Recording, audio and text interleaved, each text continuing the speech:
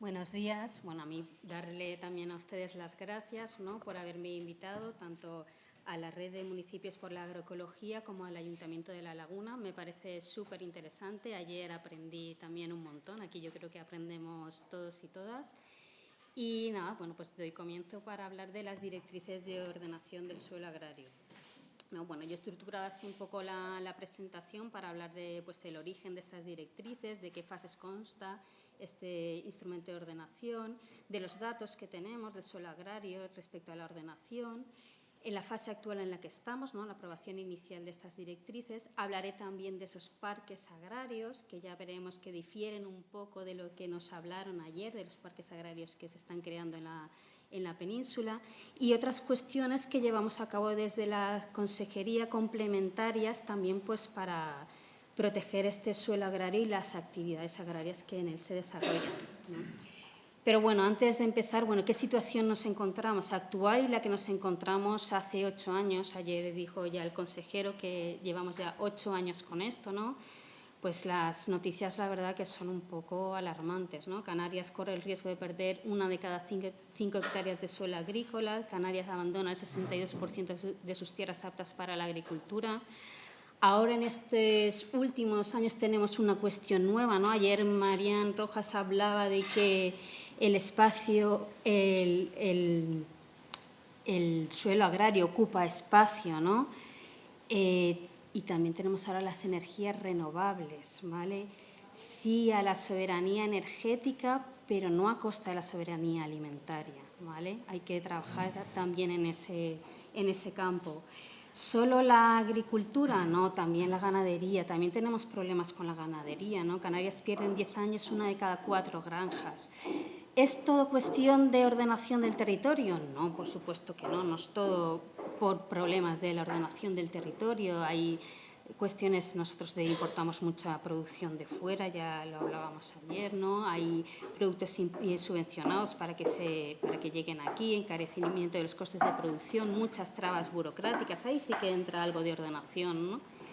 Pero sí que tiene, yo creo que sí que tiene la ordenación del territorio algo que ver con el suelo agrario y con la soberanía alimentaria. Nosotros tenemos una estrategia canaria de soberanía alimentaria, se elaboró en la legislatura anterior. Si alguien la quiere buscar, está publicada en el boletín de Canarias, ¿no?, del 1 de marzo de 2023. Y, curiosamente, mi servicio de planificación de obras y ordenación rural, no participamos en nada en esta estrategia de soberanía alimentaria, aunque se hizo en mi consejería. A veces la mano derecha no habla con la izquierda. Pero sí que nos sorprendió una cosa, y es que esta estrategia va acompañada de un plan de actuación de soberanía alimentaria de Canarias. Y en su primer eje, que habla de producción, recursos para la actividad productiva, tiene el programa número 1, ordenación territorial y estructuras, y la primera acción que lleva este plan de actuación de soberanía alimentaria, que se hizo en un proceso participativo, acompañado de un proceso participativo, curiosamente es la aprobación de las directrices de ordenación del suelo agrario. Y la segunda acción, la creación de parques agrarios. Así que, bueno, si no es el único motivo, sí que la ordenación tiene que ver con el suelo agrario y con el desarrollo de la actividad agraria y con la soberanía alimentaria. Y bueno, vamos ya al origen. ¿Cuál es el origen de las DOSA? Pues las DOSA no comienzan hace 8 años. Hubo un intento anterior, en el año 2004. Hubo un decreto por el que se acuerda iniciar el procedimiento de elaboración de las directrices de ordenación del suelo agrario. En ese momento se le encomendaba a la Consejería de Medio Ambiente y Ordenación Territorial con colaboración de la Consejería de Agricultura, Ganadería, Pesca y Alimentación, ¿vale? Se intentó, se empezó a trabajar en ello, pero pues no dio sus frutos, ¿no? Al final es un proceso complicado, somos 7 islas, bueno, 8 islas, por favor, la gracia también existe, pero con realidades muy diferentes. No tiene nada que ver Fuerteventura con Lanzarote, Lanzarote con Gran Canaria, Gran Canaria con La Palma, etcétera, ¿no? Entonces, bueno, al final son muchos actores y actoras en los que entran dentro de este proceso, y en ese momento pues no se concluyó con la elaboración de estas directrices de ordenación del suelo agrario. Ya pasamos al año 2017. En 2017 Canarias aprueba una nueva ley del suelo, la Ley del Suelo y los Espacios Naturales Protegidos de Canarias, y en esta ley sí que se participó de forma activa el sector primario, ¿no? En la elaboración de esta ley. Se nota en la ley, se ha querido dar importancia al sector primario. Participaron tanto organizaciones profesionales agrarias, colegios profesionales, la propia consejería también pudo poner algo dentro de esta ley. Y entre esas cosas, pues tenemos la disposición adicional 19ª, que habla de las directrices de ordenación del suelo agrario. Con la ley se derogan las directrices de ordenación general de Canarias, pero se mantienen en vigor estas dos, la 58 y la 62, que van relacionadas con la protección del suelo rústico y las actividades agrarias, ¿vale? También se habla que estas directrices podrán crear la figura de parque agrario y que en tanto el Gobierno no apruebe esas directrices, pues en orden a la mayor protección del suelo y las actividades agrarias, el Departamento competente en materia de agricultura emitirá informe preceptivo sobre cualquier instrumento de ordenación que afecte a los suelos identificados en el mapa de cultivos o cuando haya explotaciones ganaderas preexistentes, ¿vale? Entonces nos da pues algo de valor dentro de esa ley. La ley entra en vigor en septiembre de 2017 y el 30 de octubre de ese mismo año, mediante acuerdo de Gobierno, se encarga a la Consejería de Agricultura, Ganadería, Pesca y en ese momento Aguas la elaboración de estas directrices. Por primera vez estaba en nuestras manos, era la Consejería de Agricultura y no la de Política Territorial la que iba a elaborar un instrumento de ordenación. No teníamos ni idea de ordenación, ¿eh? Un poquito nos costó. Ahí tuvimos que aprender a pasos acelerados. Y, pues bueno, lo que contaba, teníamos ese acuerdo de inicio. En diciembre de 2017, enero de 2018, se hizo la consulta previa antes de comenzar ese instrumento de ordenación. Y en marzo de 2018 se encarga a la empresa pública Gesplan, que es una empresa aquí, para los que son de fuera, pues que lleva muchos años redactando instrumentos de ordenación, pues la redacción de este instrumento. También tuvimos asesores, contratamos a las personas que ya estaban jubiladas, pero que habían estado en ese año 2004 con el comienzo de esas directrices. También tuvimos asesoramiento jurídico externo. Se crearon 4 mesas de diálogo, ¿no? Una con la Federación Canaria de Municipios, otra con las organizaciones profesionales agrarias, otra con los cabildos y otras con los colegios profesionales, principalmente arquitectos, aparejadores, ingenieros agrónomos, ingenieros agrícolas y geógrafos. Y veterinarios, por cierto. Entonces, con todo eso se elabora, la ley dice, hay que elaborar el borrador y el documento inicial estratégico. Ese borrador y ese documento inicial estratégico se manda al órgano ambiental porque sirve para que el órgano ambiental elabore su documento de alcance. El documento de alcance lo que nos va a decir es cuál es el contenido del estudio ambiental estratégico, ¿vale? Entonces, con ese documento de alcance que nos emite el órgano ambiental en febrero de 2019, pues ya nos pusimos a trabajar en el documento de avance y en el estudio ambiental estratégico. Para la elaboración de ese documento de avance lo que hicimos fue básicamente un análisis territorial, un análisis normativo, un análisis socioeconómico y un análisis ambiental. Y con todo eso, pues elaboramos ese documento de avance que lo que llevaba pues era una memoria, unos planos, o el estudio ambiental estratégico y pues explicábamos un poco pues cuáles eran los grandes problemas y qué objetivos teníamos para elaborar la siguiente fase. Eso lo sometimos a información pública y a consulta en enero de 2020. Nos pilló la fase de COVID, ¿no? Y hasta ahora, hasta 2025, no hemos pasado a la aprobación inicial. ¿Por qué hemos tardado tanto tiempo? Bueno, pues varios motivos. Primero vino el tema del COVID, ¿no? Con el tema del COVID tuvimos que parar un par de meses al equipo y nos pusimos a trabajar en el decreto de ley de medidas urgentes, ¿no? Había que modificar ciertos artículos de la ley que afectaban a la actividad agraria y ahí nos pusimos a trabajar. Y luego, ¿cuál fue el otro grande motivo? Pues que en ese análisis territorial y análisis normativo, nos dimos cuenta que había una cuestión muy importante, que explicaré un poquito más adelante, que no lo podíamos resolver con las DOSA, porque las DOSA es un instrumento de ordenación y tiene un alcance determinado y no podemos ir más allá del alcance que nos permite la ley, ¿vale? Pero había algo muy importante relacionado con las licencias que se dan para desarrollar la actividad agrícola y ganadera que no podíamos resolver con este instrumento. Por lo tanto, nuestro equipo, que ya se había estudiado todo el planeamiento, que era súper experto, lo volcamos en elaborar otra norma que nos ayudara, que era el reglamento ese que hablaba ayer el consejero. Ayer el consejero habló de un reglamento y de unas directrices, ¿vale? Pues luego iré contando algún contenido de ese reglamento. Por tanto, nos pasamos a 2025. Bueno, no es verdad, es verdad que en 2025 hemos llevado a la aprobación inicial la información pública y a consulta. Fue en abril de este año, el 25 de abril lo sometimos a consulta. El máximo era de 3 meses, lo que nos permitía la ley, pero antes de que finalizara el plazo, tanto la FECAM como el Cabildo Insular de Tenerife nos pidió ampliación de plazo. Les dimos 1 mes y medio más, que era lo máximo que nos permitía la ley, contando que agosto es inhábil por temas de la ley del suelo. La ley del suelo dice que agosto es inhábil a efectos de participación para los instrumentos de ordenación. Por lo tanto, han estado en información pública 5 meses y medio y hemos recibido 46 alegaciones hasta el momento. Aún estamos esperando que llegue alguna más en estos días. ¿Por qué digo que no es verdad 2025? Bueno, porque antes de llevar la aprobación inicial teníamos que hacer una consulta previa por legislación sectorial, tanto aviación civil, carreteras, puertos, aeropuertos. Puertos, aeropuertos. Y luego la ley del suelo también nos decía que teníamos que someterlo a todas las consejerías del Gobierno de Canarias con competencias. Nosotros, por si acaso, se lo enviamos a todas. No sé que haya alguna competencia que se nos escape por ahí, ¿vale? Entonces, por eso, pues al final se dilata en el tiempo. Ahora ya estamos trabajando en la aprobación provisional.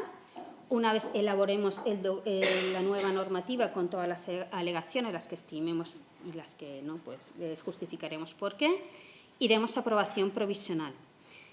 Ese documento hay que mandarlo a trámite parlamentario, ¿vale? ¿Por qué un trámite parlamentario en un procedimiento de elaboración de un instrumento de ordenación? Bueno, nosotros pensamos, en la ley anterior las directrices no se aprobaban como un instrumento de ordenación al uso con esa evaluación ambiental estratégica que acompaña, sino se aprobaban por ley. Por tanto, creemos que el legislador quiso aquí mantener ese trámite parlamentario. Para nosotros, pues no sabemos qué va a pasar, porque no sabemos qué va a salir de ese trámite parlamentario y, sobre todo, cómo lo vamos a poder encajar con la evaluación ambiental estratégica. Ahora mismo está en marcha la modificación de la ley del suelo y nosotros eso es algo que lo hemos puesto al conocimiento, ¿no? ¿Qué pasa si ahora el trámite parlamentario nos saca unas directrices que ambientalmente nos confrontan con el órgano ambiental? Porque nosotros estamos en contacto continuo con ese órgano ambiental, aparte de las fases regladas que tenemos, porque es básico, si la evaluación ambiental nos dice que no, las directrices no salen, ¿vale? Entonces, bueno, ya veremos cómo cruzar ese río en ese momento, cuando nos llegue, pero bueno, tenemos claro que tenemos que trabajar con la Comisión Agraria del Parlamento para que esto sea lo más, sobre todo ahora en esta fase, ¿no? Para que cuando les llegue a ellos ya no haya muchos cambios sustanciales y que nos puedan afectar. Y, bueno, una vez pase ese trámite parlamentario, elaboraremos la propuesta final. Esa es la que tendremos que mandar al órgano ambiental para que haga la declaración ambiental estratégica y luego ir a aprobación definitiva. Como ven, un proceso muy largo. Ayer se hablaba también de esto, ¿no? De que el planeamiento tiene unos procedimientos reglados que son muy laboriosos y cuando ya terminas de hacerlo ya estás pensando en cómo lo cambiarías porque ya la realidad es diferente. En eso tendremos que pensar todos en un futuro. Esto no debería ser más ágil. Pero bueno. Ya vamos a los datos. ¿Qué nos encontramos en ese análisis que hicimos para el documento de avance? Bueno, lo que hicimos fue cruzar las capas que teníamos. Cruzamos la capa del mapa de cultivos con la capa de planeamiento. ¿Qué es lo que vimos a grandes rasgos? Que el 50% de la superficie cultivable, cuando hablo de superficie cultivable, hablo de superficie cultivada y la de sin cultivo, pero que nosotros la recogemos en ese mapa de cultivos, estaba categorizada como suelo rústico de protección agraria. ¿vale? Si nos íbamos a datos de suelo cultivado, pues sí que se elevaba un poquito más el porcentaje, llegamos a valores del 60%, el suelo sin cultivo pues nos lo bajaba a valores del 40 o 45%, ¿vale? Entonces, bueno, también vimos que teníamos bastante suelo agrario en espacios naturales protegidos, alrededor de un 14%. En cuanto a las explotaciones ganaderas, pues hicimos el mismo análisis. Nosotros tenemos un registro de explotaciones ganaderas y lo cruzamos con el planeamiento, y aproximadamente el 45% de esas explotaciones están en suelo rústico de protección agraria y el resto pues en otras categorías de suelo. También hicimos un análisis normativo, analizamos la ley del suelo, todo el contenido que tenía de agrario, los planes insulares de ordenación, planes generales y normas subsidiarias, instrumentos de ordenación de espacios naturales protegidos, planes de protección de gestión y red Natura, normativa sectorial, la normativa ambiental y normativa de otras comunidades autónomas. Justo en ese momento, que era así de año 2019, cuando estábamos haciendo estos análisis, pues se aprobaron varias normas, ¿no? Ayer se hablaba de la Ley de los Espacios Agrarios de Cataluña, la Ley de Estructuras Agrarias de la Comunidad Valenciana, la Ley Agraria de las Islas Baleares. Entonces, eso también nos sirvió a nosotros pues, de ver qué se estaba haciendo en otros lugares. Por supuesto, analizamos toda la documentación que había de parques agrarios, que ya llevaba muchos años por delante. ¿Qué hicimos también? Sistematizar el planeamiento. Cogimos todos los planes generales y todas las normas subsidiarias y las metimos en una tabla. Todas las condiciones urbanísticas las metimos en una tabla. Fue un trabajo muy laborioso. Aquí no tenemos tantos municipios como en Cataluña. Ayer creo que hablaban de 300 y pico en la provincia de Barcelona. Nosotros tenemos 88 en toda Canarias, ¿vale? Pero sí que fue un análisis muy profundo, ¿no? Porque cada plan general era de autores diferentes, hablaban de construcciones, pero cada uno las nombraba de una manera distinta. Teníamos que todo equipararlo para intentar poder comparar, ¿no? ¿Qué nos encontramos así a grandes rasgos? Bueno, que vimos que se había trasladado las condiciones urbanísticas del suelo urbano al suelo rústico, pero que en el suelo rústico no funcionaba. ¿Por qué? Se establecían superficies máximas en función de la parcela catastral, de la superficie de la parcela catastral. ¿Qué pasa? Yo puedo tener una parcela catastral de 10.000 metros cuadrados, pero solo sean cultivables 1.000. Entonces, ¿es lo mismo tener una parcela de 5.000 metros cuadrados que puedo cultivar los 5.000 que una de 10.000 pero solo puedo cultivar 1.000? Le tengo que dar la proporción, no es la misma de la construcción, ¿vale? Nos encontramos también en algunos planes generales, se permite 1/4 de aperos por parcela. ¿Vale? En las viviendas y en el urbano está bien, pero en el suelo rústico no. Si mi explotación tiene 3 parcelas, ¿le permito 3/4 de apero? No tiene sentido, ¿no? Luego, ¿qué pasa si mi explotación agraria está conformada por parcelas que no están en el mismo municipio? ¿Vale? Yo le tengo que dar servicio a toda la explotación, a toda la cosecha. Si quiero almacenar la cosecha es de toda la explotación, no solo de las parcelas que están en mi municipio. Y cómo los ayuntamientos tienen conocimiento de la explotación que está conformada por parcelas de varios municipios, ¿vale? Eso es muy, muy difícil. Y luego, ¿por qué en un sitio la superficie máxima del cuarto de apero para una misma superficie de parcela catastral es de 20 metros cuadrados y en otra de 30 o de 40? No, las necesidades son las mismas y va a ir en función de cómo es mi explotación y de lo que esté cultivando, no de la parcela catastral, ¿vale? Entonces nos encontramos con esa cuestión. También hicimos un análisis ambiental, cambio climático, incendios forestales, especies exóticas invasoras, el tema de la sequía, pérdida de suelo, despoblamiento de las zonas rurales, desertificación, reducción de polinizadores. Y nos encontramos pues, con una serie de problemas, ¿vale? Teníamos pérdida irreversible de suelo agrario. Bueno, también lo que hicimos fue comparar los mapas de cultivos de hacía 20 años y los de ahora. Y vimos que había una pérdida irreversible de suelo agrario básicamente por 2 cosas. En algunos casos se había urbanizado, por lo tanto ya nunca lo íbamos a volver a recuperar, y en otros casos se había naturalizado tanto que el valor ambiental ya es superior al valor agrario y es imposible volver a ponerlo en cultivo. Vimos lo que comentaba antes, que la zonificación y categorización del suelo agrario era incoherente con su naturaleza, que había una elevada superficie de suelo agrario sin actividad, eso ya lo puso de reflejo ayer el consejero, que teníamos agrosistemas con valores en riesgo de desaparición, ahora hablaremos de los agrosistemas cuando hable de los parques agrarios, una tasa de autoabastecimiento escasa, términos de la ley del suelo jurídicamente indeterminados, términos agrarios, escasa regulación de los usos complementarios, ¿vale? Ya hablaremos también qué es eso de los usos complementarios, cómo se regulan en nuestra ley, problemas ambientales de incendios, de especies invasoras y luego la variabilidad de terminología, lo que comentaba antes, nos encontramos muchas palabras para hablar de una misma cosa y condiciones urbanísticas que se habían establecido sin criterios agronómicos. Por tanto, nos planteamos unos objetivos en ese documento de avance, ¿no? Mitigar la pérdida irreversible del suelo agrario, establecer criterios para la zonificación y categorización del suelo agrario, reducir la superficie del suelo agrario sin actividad, proteger los agrosistemas con valores culturales, etnográficos y paisajísticos en riesgo de desaparición, contribuir al aumento de la soberanía alimentaria, definir aquellos términos de la ley que eran jurídicamente indeterminados, establecer determinaciones para los usos complementarios, mitigar ciertos problemas ambientales, pero el tema de las condiciones urbanísticas, pues las DOSA no nos permitía llegar tan abajo, ¿vale? Entonces tuvimos que analizar de qué manera podíamos atacar ese grave problema que teníamos. Y la ley, el artículo 63 de la ley nos daba una solución, ¿no? Decía que mediante el reglamento el Gobierno podrá establecer las condiciones urbanísticas de los usos y construcciones de edificaciones en el suelo rústico, ¿vale?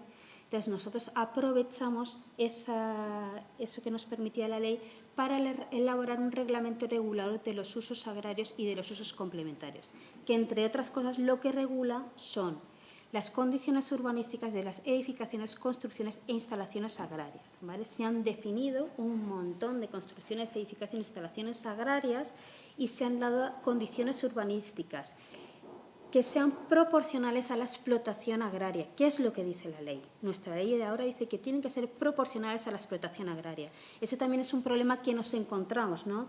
Los planes generales, muchos planes generales son normas subsidiarias, establecían sus condiciones urbanísticas respecto a esa parcela catastral, pero la ley les decía que tiene que ser proporcional a la explotación agraria, con lo cual nos encontramos en muchas oficinas técnicas que no sabían cómo abordar eso, ¿vale?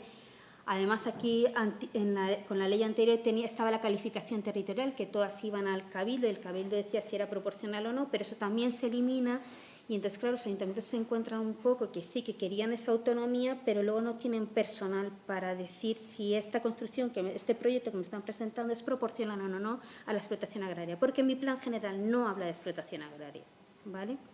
Entonces, por eso también teníamos que parar. Y por eso paramos el equipo para elaborar ese reglamento, que también está a punto de aprobarse. Y ya me voy a esta aprobación inicial. Con todos esos estudios, con esos objetivos que se planean en ese documento de avance, nos presentamos, estamos ahora ya en la aprobación inicial. Esa aprobación inicial pues, sigue manteniendo esas memorias que teníamos antes, esa documentación gráfica con planos de información, planos de ordenación, ese estudio ambiental estratégico ya adaptado a estas nuevas memorias, esta nueva normativa y el informe de impacto de género. O sea, lo nuevo ahora era esa normativa, ¿no? Ahí hemos elaborado una normativa. En las fases anteriores no había normativa. Esa normativa está compuesta por 82 directrices, se divide en 9 títulos, uno dedicado a disposiciones generales, otro al suelo agrario, otro al suelo potencialmente agrario.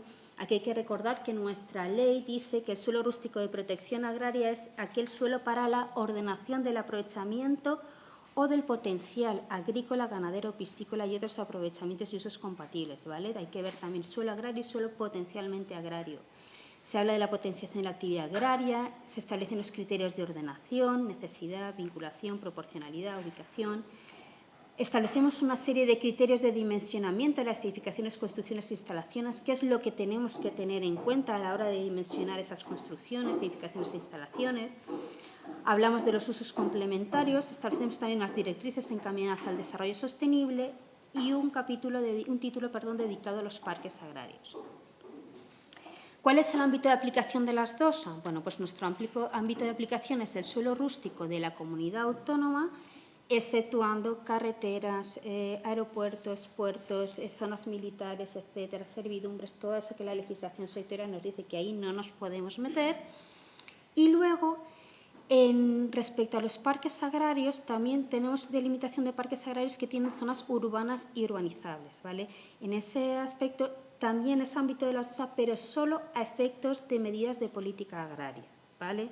No a efectos de delimitar suelo ni otra cuestión, porque eso nos llevaría a indemnizaciones, ¿no? Si ahora es suelo urbano lo quisiéramos transformar a suelo rústico, nos dirían que no. Aquí el suelo no urbanizable es el suelo que hablamos de suelo rústico, ¿vale? Que no sé si a nivel estatal en todos los sitios se habla de suelo rústico y no se habla solo de suelo no urbanizable. Bueno, ¿cuál es el objeto y finalidad? Bueno, pues proteger el suelo agrario y las actividades agrarias que sobre él se desarrollan, potenciar el aprovechamiento del suelo agrario y poner en valor las actividades que en él se realizan, preservar aquellos suelos donde se desarrollan estos agrosistemas que presentan valores relevantes de carácter etnográfico, cultural y paisajístico. De aquí nacen los parques agrarios, ¿vale? Eso de valores relevantes de carácter etnográfico, cultural y paisajístico, eso es lo que dice la ley, ¿vale? Y luego contribuir al desarrollo sostenible, soberanía alimentaria, economía circular, equilibrio ambiental, territorial y paisajístico y a la mitigación y adaptación de los efectos del cambio climático. ¿Pero qué es esto del suelo agrario? ¿Qué entendemos nosotros por suelo agrario? Pues es aquella superficie con capacidad para soportar actividades agrícolas y ganaderas, ¿vale? Se considera parte de la superficie cultivable, es decir, la cultivada y la que se puede poner en cultivo. La superficie con aprovechamiento ganadero de pastoreo. Las construcciones, edificaciones e instalaciones propias de la actividad agrícola y ganadera y aquellas infraestructuras agrarias que le dan servicio. Nos referimos sobre todo a caminos y a redes de riego. ¿Qué es lo que decimos en las directrices? ¿Vale? ¿Qué es lo que le decimos a los equipos planificadores?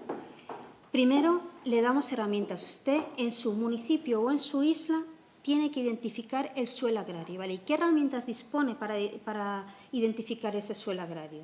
Pues tenemos el mapa de cultivos de Canarias, el Sistema de Información Geográfica de Parcelas Agrícolas, el SICPAG, el registro de explotaciones ganaderas y cualquier cartografía oficial de las administraciones públicas que se elabore, ¿vale? Nosotros estamos elaborando también un mapa de pastoreo, tenemos un mapa de infraestructuras de regadío financiadas con fondos públicos. Entonces, de todas esas cosas se tiene que alimentar el planeamiento. El planeamiento tiene que identificar su suelo, ¿no? ¿Qué suelo agrario es el que dispongo? Dentro de ese suelo agrario también tiene que identificar aquel suelo que hemos llamado que tiene un valor agrario pues más especial, ¿no? Cuando existen explotaciones agrarias prioritarias, ¿vale? Ese suelo hay que identificarlo, nos tendrán que consultar dónde están esas explotaciones agrarias prioritarias. Cuando se presentan técnicas de cultivo que reducen la erosión y el consumo de agua, ¿no? Los bancales, los enarenados, el jable, las gavias. Ahora contaré un poquito más qué es eso para los que no son de aquí, de Canarias. Aquellas explotaciones ganaderas en las que se crían razas autóctonas canarias que están en peligro de extinción. Y también cuando se cuenta con infraestructuras agrarias financiadas con fondos públicos. Nosotros hemos destinado mucha financiación, ya sea europea, estatal, autonómica, para desarrollar unas infraestructuras agrarias financiadas con esos fondos y se tiene que tener en cuenta en el planeamiento. Lo que no puede ser es que nosotros tengamos zonas que se hayan destinado un montón de millones para desarrollar redes de riego y ahora me estás poniendo placas solares, ¿vale? No, aquí tiene que haber un equilibrio en el territorio. Entonces, una vez hemos hecho ese reconocimiento territorial, bueno, pues con carácter general, el suelo agrario en los planes insulares se debería zonificar como de aptitud productiva y con carácter general en los planes generales se debería categorizar atendiendo a su aprovechamiento agrícola y ganadero como suelo rústico de protección agraria. ¿Que luego tendrá que entrar en valor otras cuestiones? Sí, pero ahora lo que estamos trabajando es tasar un poco en qué momento te puedes desviar, ¿no? de lo que debería ser, ¿no? El suelo rústico, el suelo agrario, rústico de protección agraria, pues la ley dice que es para la ordenación del aprovechamiento agrícola, el existente y el potencial, ¿vale? Entonces, ¿nos podremos desviar? Sí, pero que esté justificado, no porque sí. Porque yo soy más ambientalista y digo, no, tiene que estar justificado cuando nos vamos a desviar de lo que debería ser de su valor, ¿no? El valor que tiene. Hablaba antes del suelo potencialmente agrario. También tendremos que hacer un esfuerzo, ¿no?, tanto en nuestras islas como en nuestros municipios a nivel insular o municipal, de ver si en nuestro territorio existen zonas donde nunca se ha cultivado, donde nunca ha habido explotaciones ganaderas, pero sí que se podría destinar a este uso, ¿vale? Estamos en unas islas, dependemos mucho del muelle, de lo que nos entra por el muelle. Tenemos que tener previsión. ¿Qué pasa? A nosotros nos afectan más lo que pasa afuera, ¿vale? Las crisis o tener un delta otra vez, ¿vale? Eso son cuestiones. El cambio climático también nos puede generar que no tengamos alimentos. Hay que tener previsión de tener zonas para que se pueda cultivar y para aumentar esa soberanía alimentaria. Entonces, habrá que intentar identificar ese suelo potencialmente agrario y que se zonifique y subcategorice de acuerdo a lo que se quiere destinar, ¿no? Como actitud productiva cuando hablamos de planes insulares, como suelo rústico de protección agraria cuando hablamos a nivel municipal. ¿Qué puede ser suelo potencialmente agrario? Bueno, pues primero que sea suelo rústico, ¿no? Disponer de una topografía más o menos homogénea, nunca en pendiente superior al 50%. Que se carezca de especies amenazadas según normativa vigente o de valores ambientales o culturales legalmente establecidos, salvo que sean compatibles con la actividad agraria. Y, por supuesto, no estar prohibida la actividad agraria por legislación sectorial, aviación civil, carreteras o la nuestra propia. Vale. Pasemos a los usos que se deben permitir en ese suelo, ¿vale? Una vez ya tenemos categorizado ese suelo, pues con carácter general también, cuando hablamos de planes insulares en las subzonas de actitud productiva, pues se deberán admitir los usos agrícolas, ganaderos y de pastoreo. Y en el suelo rústico de protección agraria, pues las infraestructuras agrarias, construcciones, edificaciones e instalaciones necesarias para el desarrollo de la actividad agraria. Siempre, pues tampoco siempre, a ver, pero que esté justificado. Vamos a Lanzarote. Lanzarote tiene un sistema, un agrosistema, que es el del Jable. El Jable son unas arenas de origen marino que recorren la isla de norte a sur, ¿vale? Y que se cultiva en algunas zonas de batata y algo de cereal en secano, ¿vale? Este Jable ayuda a mantener la humedad del suelo. ¿Qué pasa? Si nosotros en ese sistema, en ese agrosistema, ponemos construcciones permanentes, no se deja, se frena ese Jable y el agrosistema acabaría perdiéndose, ¿vale? Entonces, no en todos los sitios se debe permitir las construcciones, hay que ver en qué zonas estamos, pero también darles alternativas, ¿vale? Porque se necesitan a lo mejor ciertas construcciones para poder trabajar. Entonces, bueno, pues lo que queremos trasladar es que si se prohíbe, que esté justificado, pero no que sea discrecional, ¿vale? Hablaba de criterios de ordenación. Criterios de necesidad. Hay que decir por qué es necesario, por qué yo necesito un cuarto de vaperos, por qué necesito un almacén de cosecha, por qué necesito, ¿vale? Tiene que haber una necesidad, ¿vale? Pero que se diga. Criterios de proporcionalidad, tiene que ser proporcionalidad a la actividad que estoy desarrollando. Que haya un criterio de vinculación, ¿no? Que esté vinculada a la explotación. Ahí sí que el reglamento nos va a ayudar, cosa que las directrices no puede hacer, que se va a elaborar un registro de construcciones, edificaciones e instalaciones de explotaciones agrarias. ¿Para qué? Pues para también facilitar que se den esas licencias, pero para que también en los ayuntamientos sepan, oye, vale, pues esta explotación está conformada por estas parcelas, está en estos municipios, me están pidiendo en mi municipio una construcción, pero vale, sí que veo que es proporcional a la explotación, pero yo tengo que tener un registro y saber que en el municipio al lado no van a pedir lo mismo. ¿Vale? O sea, porque aquí hay mucha hecha la ley, hecha la trampa. La picaresca la tenemos siempre, ¿no? Y eso muchas veces perjudica a los que realmente quieren desarrollar la actividad agraria de forma profesional, ¿vale? Nos está perjudicando mucho la picaresca que hay también de que pido una licencia para un cuarto de vaperos y me hago una vivienda, ¿vale? También establecemos criterios de ubicación, tanto para las infraestructuras, construcciones e edificaciones no agrarias. A ver, si me vas a hacer, estudia el camino para intentar no ocupar el suelo agrario, ¿vale? Si luego no hay otro remedio, pues lo mismo, justifícame por qué, pero busca el camino para que no me ocupes ese suelo agrario. Y las agrarias, pues lo mismo, ocupar el mínimo suelo agrario indispensable, ¿vale? Sí que nos dice la ley, tendrán que estar colocadas en el lugar menos fértil. Vale, pero a veces el menos fértil me hace ocupar mucho suelo agrario. ¿Por qué? Pues por si tengo la carretera aquí, tengo mi explotación aquí y la zona menos fértil la tengo aquí y el cuarto de apero lo tengo que poner aquí, pero para eso tengo que hacer un camino que me va a consumir un montón de suelo agrario, pues a lo mejor es mejor ocupar solo estos 20 metros cuadrados que no a lo mejor los 120 que tengo que ocupar para hacer mi camino y mi construcción. Entonces hay que intentar ser un poco coherentes, ¿no? La finalidad es no ocupar el mínimo suelo agrario posible.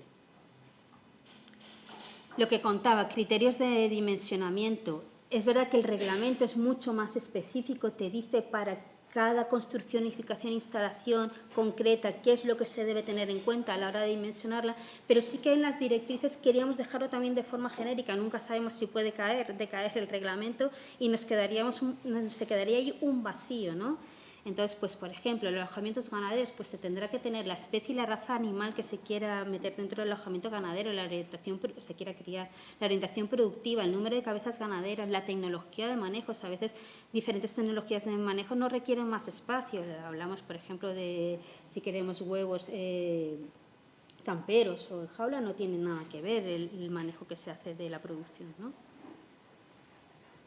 Respecto a los usos complementarios, ¿vale? A ver, ¿qué son los usos complementarios? Nuestra ley ya tiene un artículo específico que habla de los usos complementarios. Los usos complementarios aquí en Canarias solo se permiten a las personas profesionales que desarrollan la actividad agraria, personas profesionales entendidas como lo que dice la ley de modernización, ¿vale? Tienes que tener un cierto porcentaje de renta agraria en función de las UTAs que tengas, ¿vale? Entonces, para esos profesionales, los usos complementarios, que son usos impropios del suelo agrario, ¿vale?, son ordinarios. Para ellos sí que son ordinarios, para el resto no. ¿Qué son esos usos complementarios? Bueno, tenemos la transformación y venta directa de productos agrarios. Aquí la venta directa, hablamos dentro del entorno de la ley. Es decir, yo quiero hacerme una instalación para venta directa de mi producción en mi explotación, solo se le permite a las personas profesionales, ¿vale? Transformación de productos agrarios. La transformación, la ley entiende transformación ordinaria y transformación complementaria. ¿Cuándo es ordinario? Cuando yo, por ejemplo, tengo papaya y quiero hacer una mermelada, ¿vale? Eso es un uso ordinario. ¿Por qué? Porque la mermelada está dentro del listado de productos que está en el anexo 1 del Tratado de Funcionamiento de la Unión Europea, ¿vale? Eso es ordinario. ¿Qué pasa? Que si yo con mi papaya quiero hacer una crema hidratante de papaya que lleve papaya, entonces eso será una transformación complementaria, también solo permitido en el suelo rústico a los profesionales, ¿vale? ¿Qué más? Las actividades cinegéticas. El tema de la producción de energías renovables para venta, ¿vale? La ley ya te establece una serie de cuestiones. El turismo. Habla de turismo alojativo y turismo no alojativo. El turismo alojativo, la admisibilidad la establece el plan insular, ¿vale? Nosotros ahí no hablamos nada, las directrices solo lo nombran, pero nosotros no tenemos esa ni de admisibilidad de uso. Habla la ley que tiene que ser en edificación preexistente. No sabemos si en la modificación de la ley va a haber otra cosa, pero de momento es en edificación preexistente y dice que no puede disponer de más de 6 camas o 3 unidades alojativas, ¿vale? También se permite la restauración cuando la principal referencia gastronómica esté centrada en productos obtenidos en la explotación. Habla de actividades culturales, de educativas y análogas, ¿vale? Esos son nuestros usos complementarios. ¿Nosotros qué hemos hecho? Pues desarrollar un poquito. ¿Qué es el uso complementario artesanal? Pues aquel que está en el catálogo de actividades artesanales dentro de Canarias. Cuando hablamos del uso complementario de restauración, a ver, la restauración solo se podrá si tenemos disponibilidad del producto y los meses que no tengamos disponibilidad del producto, pues no se puede tener la restauración, ¿vale? Aquí tenemos los guachinches y pues se pensó pensando en los guachinches, ¿no? Pues tiene que ser igual, el uso complementario solo si yo tengo producción, lo que no puedo es alimentarme de productos de fuera para estar ejerciendo la labor, la actividad de restauración, porque además no es lo que se dice, ¿no? El uso complementario habitacional. A ver, este es un uso complementario que no genera renta complementaria. Aquí el uso residencial en el suelo rústico está prohibido, salvo en asentamiento rural y asentamiento agrícola, ¿vale? Aquí la vivienda asociada a la explotación, de momento, hasta el momento, no sabemos qué vendrá en la nueva modificación de la ley, no está permitida, pero sí que la ley contempla el uso habitacional para los profesionales.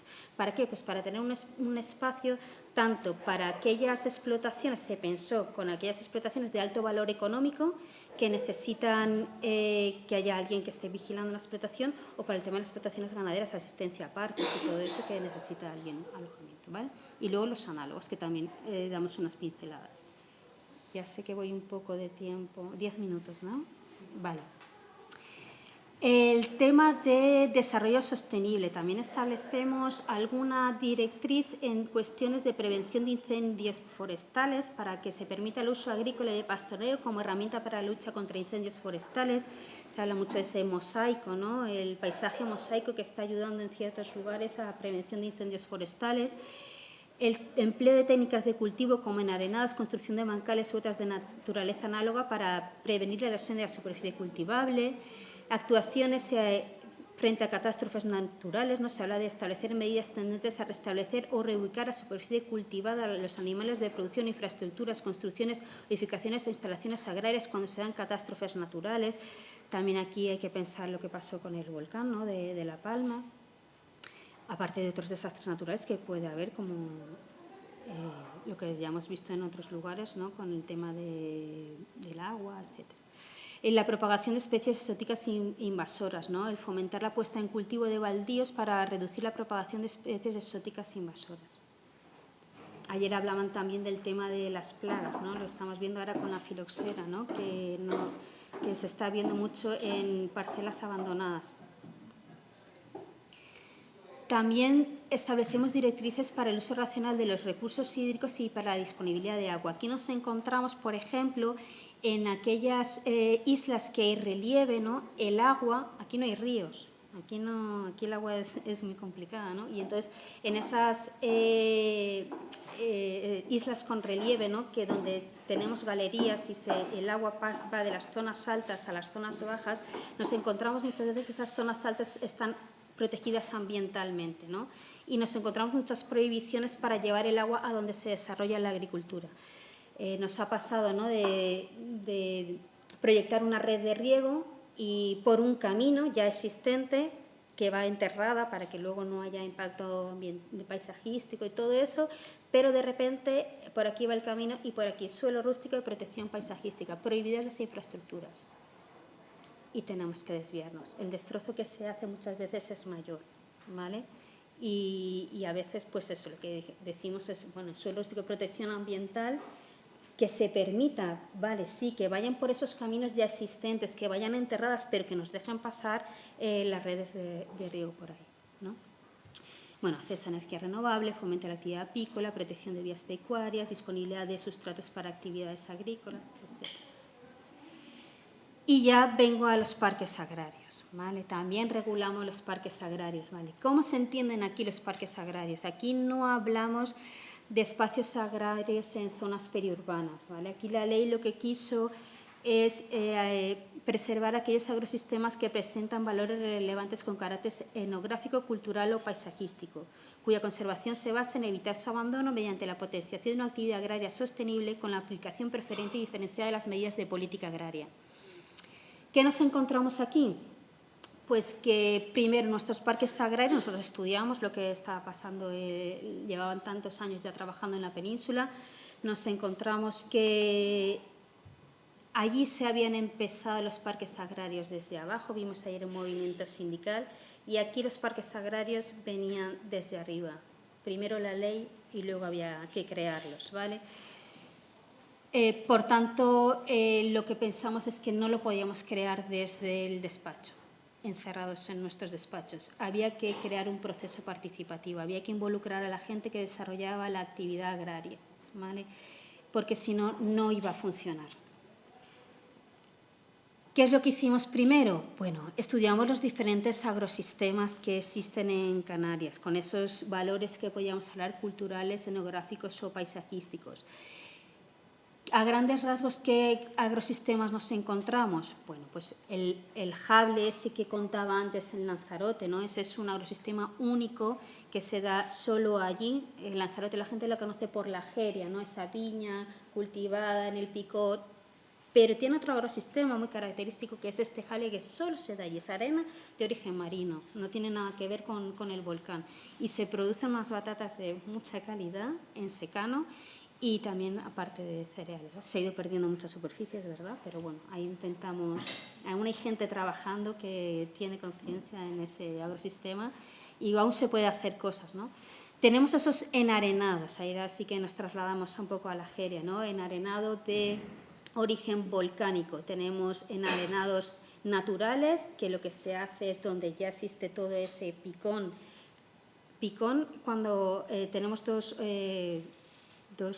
está el origen pumítico y luego ahora no me sale el otro, ¿no? Bueno, pero tenemos el picón y el origen pumítico. El origen pumítico es un material blanco, ¿vale? Y el otro es un material negro. Tenemos los naturales, que son donde se excava y se llega hasta la tierra y luego se cubre, y luego tenemos los artificiales, que trasladamos ese picón a zonas de cultivo que nos sirve de mulching para luego poder cultivar y se produzca esa retención de agua en el suelo. Vale, entonces nos encontramos esos dos tipos de enarenados, primero el material un poco diferente y luego unos son naturales y otros artificiales. Tenemos las gavias en Fuerteventura, que lo que hacen es llevar una serie de construcción para que el agua, cuando llueve, esas pocas veces que llueve, pues se acumule en ciertas zonas, se acumule también en la tierra y se pueda cultivar. Los policultivos de medianías, aquí se cultiva mucho en las islas que tenemos altitud, en las zonas de medianía, y tiene unas características pues muy peculiares, ¿no? Los bancales, en pequeños bancales, sobre todo muy representativa La Gomera, y el pastoreo, que también es un agrosistema que hay que mantener. Hicimos ese estudio de agrosistemas, los identificamos en el territorio, vimos en varios lugares donde se veía esos mismos, los agrupamos por tipos de agrosistemas. Hicimos una selección de indicadores para seleccionar un lugar para cada agrosistema, ¿vale? Y sobre todo un agrosistema por isla, que fuera representativo de las islas. Y con esto llegamos pues a estos 7 parques agrarios. Bueno, La Graciosa no, pero es que en La Graciosa no hay agricultura, ¿vale? Entonces tenemos prácticamente. Tenemos en Nisdafe, en el Hierro, tenemos el Parque Agrario de Nisdafe. Aquí lo que tenemos es sobre todo ganado, ¿vale? Ganado dedicado a la producción de leche, pero también está acompañado de algunas prácticas agrícolas muy características, como puede ser el cultivo de la papa en hoyo, ¿vale? Que solo se produce en esta zona. Las gavias, lo que ya comentaba, en Fuerteventura, un sistema de cultivo característico de esta isla. Los bancales en Hermigua y Agulo, en La Gomera. Aquí es donde hablaba que teníamos suelo urbano y urbanizable. En Vilaflor, aquí en Tenerife, lo que se protege es el enarenado en pumita, ¿vale? Es el cultivo de papa en pumita y el cultivo de viña en altura. Vilaflor está a más de 1000 metros de altitud. Y es una de las zonas de cultivo de España donde se cultiva zonas en cotas tan altas. Tenemos las medianías, que si bien las vemos en varias islas, Gran Canaria era bastante representativa de este agrosistema. Aquí se producen dos cosas, tanto la producción agrícola como la ganadera. Tenemos una denominación de origen protegida de quesos y también hay explotaciones ganaderas que se dedican a la producción de leche para esa denominación de origen protegida de queso. El jable que comentaba en Lanzarote, aquí en Vilaflor también se llama jable, ¿vale? Pero es origen volcánico, en Lanzarote origen marino. Y los enarenados naturales, ese picón, en este caso es natural, en Fuencaliente, que se lleva a cabo el cultivo de la viña. Aquí el parque agrario está dentro completamente espacio natural protegido. Convivimos con ese hándicap. ¿Qué hicimos? Bueno, pues una vez habíamos seleccionado todos esos lugares, nos nutrimos también de personas clave en todas las islas, no solo fue trabajo propio. Pues identificamos qué agentes, personas podían ayudar en este proceso participativo. Hicimos visitas territoriales y coloquios técnicos y entre todos delimitamos esos parques agrarios, bueno, los delimitaron ellos, que eran los que sabían dónde estaba su actividad, ¿no? Esa fue la primera fase. En una segunda fase lo que hicimos fue ver la problemática y ver qué medidas a grandes rasgos se podía llevar a cabo. Y hubo una jornada final de validación en la que hubo tanto parte política como parte técnica como parte de profesionales agrarios, ¿vale? Entre todos se decidió si se quería o no seguir con esa figura de parque agrario en su territorio. De hecho, en Tenerife había 2 propuestas y en una de ellas se decidió que no, que solo se iba a apostar por una. La otra estaba demasiado abandonada la actividad y era necesario otro sistema para que esa actividad se pusiera en marcha, ¿no? Problemáticas que nos encontramos, pues este, por ejemplo, es de uno de los parques agrarios, mala calidad del agua, deficiencia en las infraestructuras hidráulicas, hay mucha pérdida de agua, pistas agrícolas utilizadas por quads y por buggies, mal uso de productos fitosanitarios, falta de relevo generacional, esto es en todos los parques y fuera de los parques también, problemática con la normativa territorial de infraestructuras, de regadíos, de todo, ¿no? En la interpretación de esa normativa que existe, alta conductividad del suelo, calidad de producto mejorable. Teníamos muchas problemáticas. En cada parque agrario pues salió una serie de problemas diferentes. Bueno, algunos compartidos y en otros específicos. Por ejemplo, en este en concreto, al principio nos encontramos que el problema era la mala calidad del agua, una alta conductividad, y luego vimos que el problema era la cantidad de agua.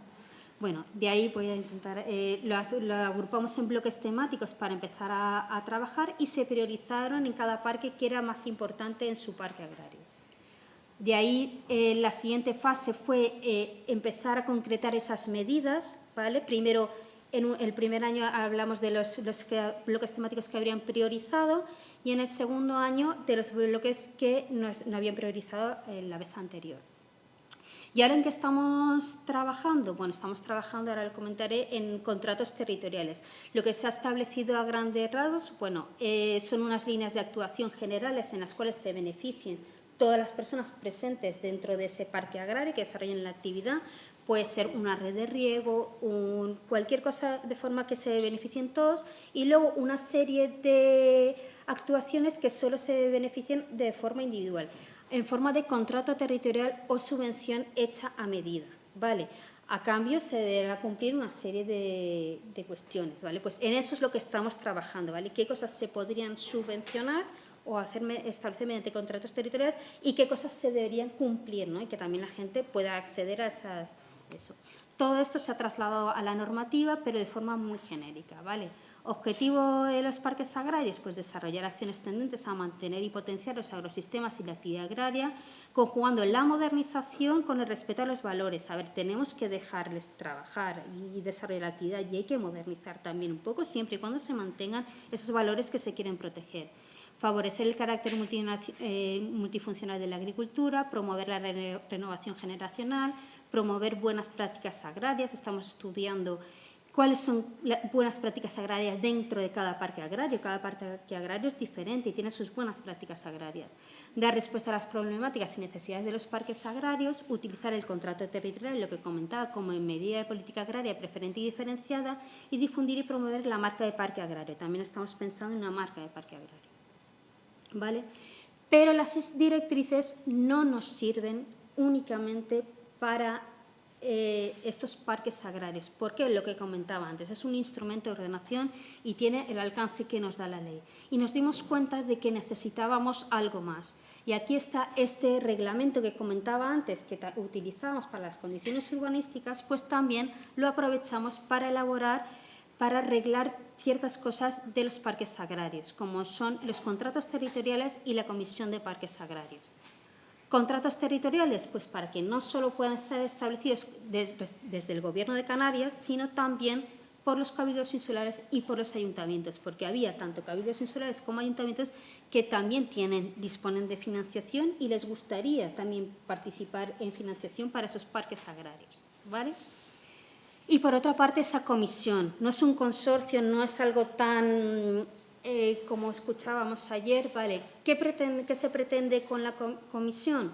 Pues proponer esas líneas de actuación, aprobar esas líneas de actuación, evaluar los resultados, ver si esas líneas de actuación están siendo eficientes o no, nuevos problemas que se puedan generar, lo que comentaba antes. Antes teníamos en un sitio mala calidad de agua y ahora tenemos una falta de agua también, que antes no era un problema, ¿no? Y luego aquellas de carácter consultivo.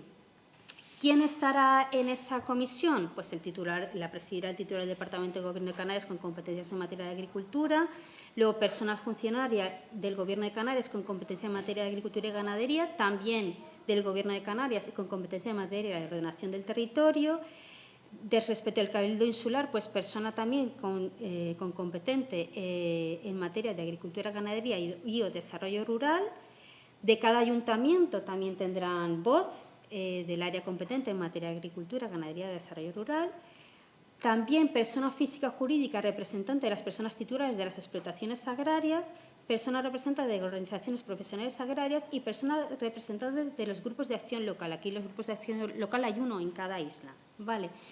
Pero, ¿qué pasa? ¿Cómo nos vamos a enterar de todo esto? Nos faltaba algo, ¿no? Y también lo que regula son las mesas participativas. Nosotros queremos que las mesas participativas se mantengan en el tiempo.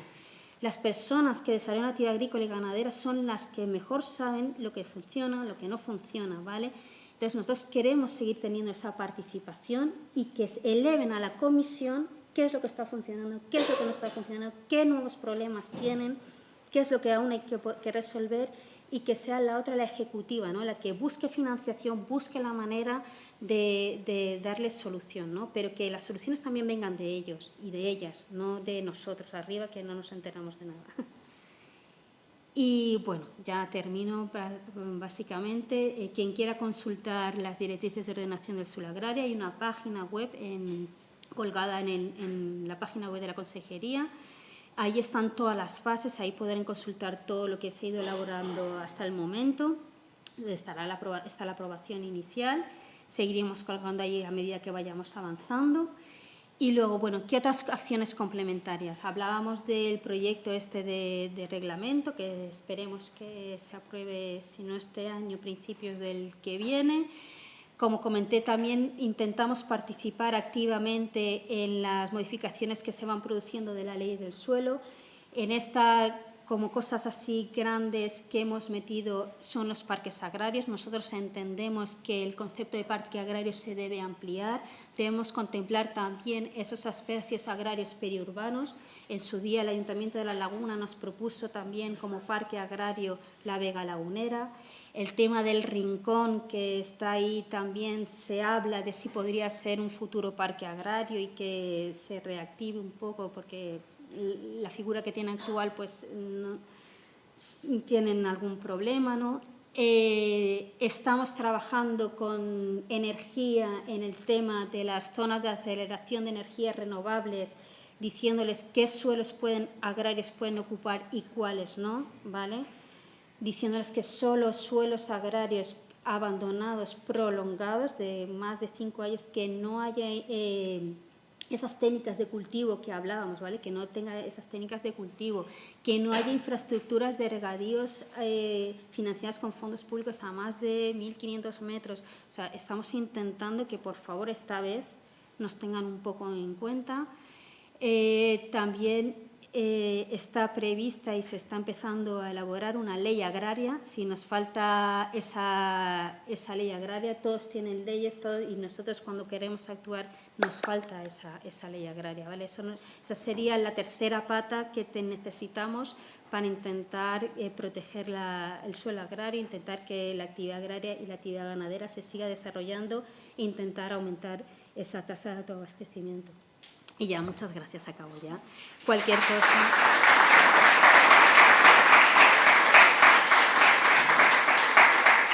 Me pueden escribir, está mi correo. Lo siento, sé que me he ido. Muchas gracias, Patricia. Nada, iba a comentar que yo creo que